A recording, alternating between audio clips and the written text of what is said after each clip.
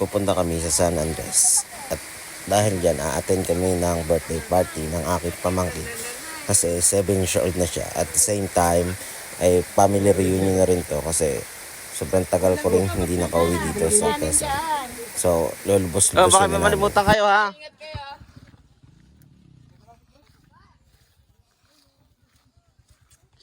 Hi guys.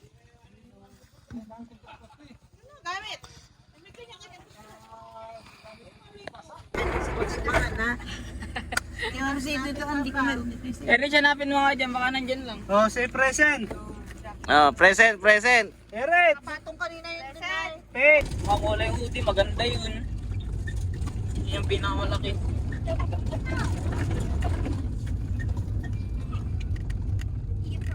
Pato sa talungan. Sa takbo. Lamay ni pag dumidikan. Talatalang paano sa pagbaba. Ito kami yung hindi.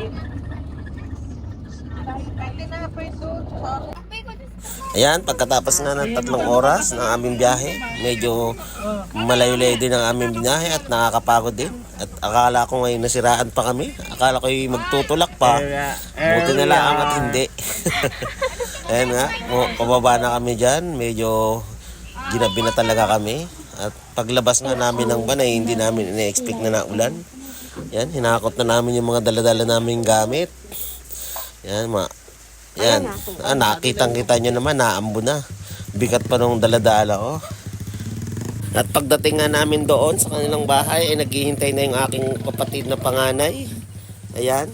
Siya palibasa ay kararating lang din niya galing sa Atimunan yata. At kasi may sinumaan siya mga estudyante niya, mga player. Ayan. Ayan. Say hi. Ang kukulit nila. At dahil nga kararating lang namin, nagpahinga lang kami ng konti at kumain na rin kami. Ayan, baon nga pala namin yan kasi wala pang luto. Magkakatay pa kami ng baboy sana dyan. Buti na lamang pagdating namin ay may tumulong ng magkatay dun sa asawa ng ate ko. Ayan, nag-ayos-ayos na nga sila. Medyo malaking bahay ng ate ko dito sa San Andres. At medyo nakakaluwag-luwag yata. Ito nga yung asawa ng ate ko, nagkakatay ng baboy, hinihiwa yung ulo. Kasarap niyan. Saan yung gulay? Gulay. Yung mga ingredients sa gulay. Gulay po? Repolyo?